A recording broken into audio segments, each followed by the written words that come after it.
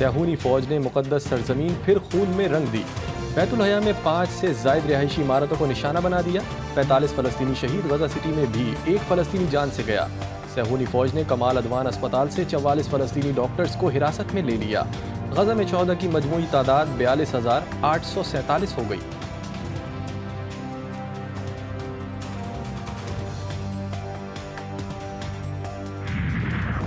लबनान पर भी इसराइली दहशतगर्दी जारी। बैरूत पर 8 फ़िज़ाई हमले कर डाले, 6 शहरी शहीद, मुतअद्दिद ज़ख्मी। मरजऊन, तायर समेत जुनूबी लबनान के कई इलाके भी हमलों का निशाना। हिज़्बुल्लाह और इराकी मज़ाहमतकारों ने इसराइल पर मिज़ाइल और रॉकेट दाग दिए। अफसरान समेत 4 सैहूनी फ़ौजी हलाक, 16 ज़ख्मी, 4 की हालत नाजुक।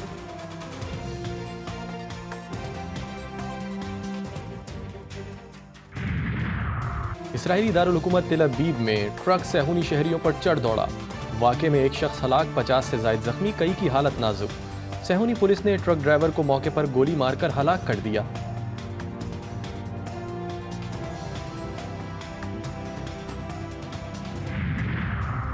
सैहूनी वज़ीर आज़म हर जगह रुस्वा होने लगे। नेतन्याहू को हमास के तूफ़ानुल अक्सा ऑपरेशन के मुतासरीन की याद में तकरीब से खिताब महंगा पड़ गया। सैहूनी कैदियों के अहले खाना की नेतन्याहू की तकरीर के दौरान शदीद एहतजाज और नारेबाजी। सैहूनी मुजाहिरीन का फौरी जंगबंदी और मगवियों की वापसी का मुतालबा। एहतजाज के बायस इसराइली वज़ीर आज़म को तकरीर रोकनी पड़ गई। 27वीं तरमीम भी लाई जाएगी। वज़ीर आज़म और बिलावल में इत्तेफाक। शहबाज शरीफ और बिलावल भुट्टो की मुलाकात की अंदरूनी कहानी सामने आ गई। 27वीं तरमीम पर मौलाना MQM और दीगर सियासी जमातों को भी एतमाद में लिया जाएगा। ज़राए के मुताबिक बिलावल भुट्टो 27वीं आईनी तरमीम पर नवाज शरीफ को भी एतमाद में लेंगे। पीपल्स पार्टी और नून लीग के आईनी और कानूनी माहिरीन तरमीम के लिए मुलाकात करेंगे। नून लीग और पीपल्स पार्टी ने 27वीं आईनी तरमीम के लिए पार्लियामेंट को मुतहर्रिक करने का फैसला कर लिया। वज़ीर आज़म का कहना था कि 26वीं आईनी तरमीम की मंजूरी का क्रेडिट तमाम इत्तेहादी जमातों को जाता है।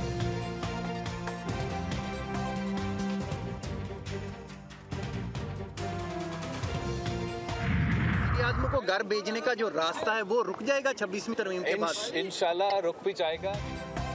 26वीं आईनी तरमीम के बाद वज़ीर आज़म को घर भेजने का रास्ता रुक गया है।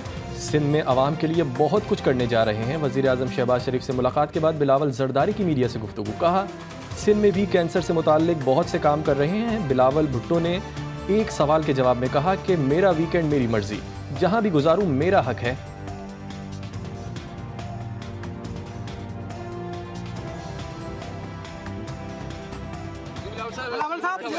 कल आप नए चीफ जस्टिस की तकरीबन खबरदारी में नहीं गए। मैं क्यों नहीं था?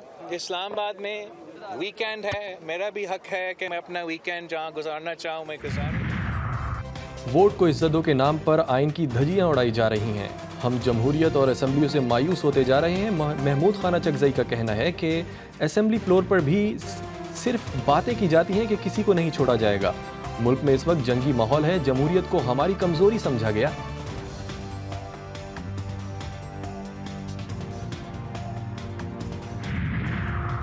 पीपल्स पार्टी सिंध से वोट तो लेती है लेकिन कोई काम नहीं करती। बिजली, गैस, गंदगी, इंफ्रास्ट्रक्चर का मसला है। अवाम पाकिस्तान पार्टी के जनरल सेक्रेटरी मिफ्ता इस्माइल की हैदराबाद में प्रेस कॉन्फ्रेंस। कहा, जिस तरह रात के अंधेरे में 26वीं आईनी तरमीम पास हुई, ऐसा नहीं होना चाहिए।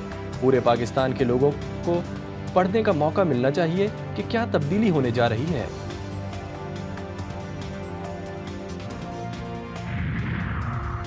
जिनको जेलों में डालना था उन्हें KP हुकूमत में ओहदों पर फाइज किया गया। PTI रहनुमा शेर अफजल मरवत की अपनी ही हुकूमत पर तनकीद। कहा, चंद अफराद सिर्फ वजारतों के मजे लूटने के लिए KP काबीना में शामिल हुए। बाजोड़ में जिस DPO ने उन पर गोलियां चलाई उसे पेशावर में SSP लगा दिया गया।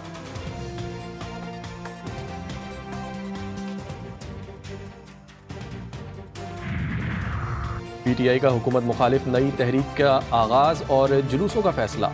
सियासी कमेटी ने मुल्क भर में जलसों की मंजूरी दे दी। 1 नवंबर को पेशावर, 8 नवंबर को कोयटा और फिर कराची में जलसे होंगे। चीफ इलेक्शन कमिश्नर के खिलाफ रेफरेंस की बाकायदगी से पैरवी की जाएगी।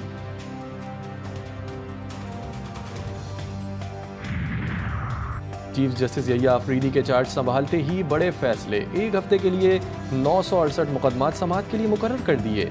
सुप्रीम कोर्ट में 8 रेगुलर बेंच मुकदमात की समाअत करेंगे। चीफ जस्टिस ऑफ पाकिस्तान की अदालत में पूरे हफ्ते के लिए 140 मुकदमात समाअत के लिए मुकर्रर किए गए।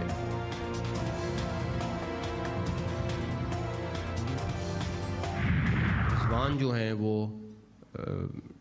बाबर के बाद कैप्टन बनने चाहिए और आगा जो है वो वाइस कैप्टन। तो ये मेंटर्स और सिलेक्शन कमेटी की मेजॉरिटी का ये डिसीजन था और हर एक ने अपनी अपनी अलग-अलग राय दी। वनडे और टी20 की कमान संभालेंगे Mohammad Rizwan. Salman Ali Agha white ball team के होंगे कप्तान। चेयरमैन पीसीबी मोहसिन नकवी ने कर दिया ऐलान, रिजवान की बतौर कप्तान कामयाबी के लिए दुआ। कहा, पुराने वक्तों के हवाले से किसी पर तनकीद नहीं करना चाहता। हमारे पास टैलेंट है मगर आगे नहीं आ रहा, जिसके लिए काफ़ी काम करना होगा। बाबर आजम को असासा करार देते हुए उनको कप्तान न बनाए जाने की वजह भी बता दी।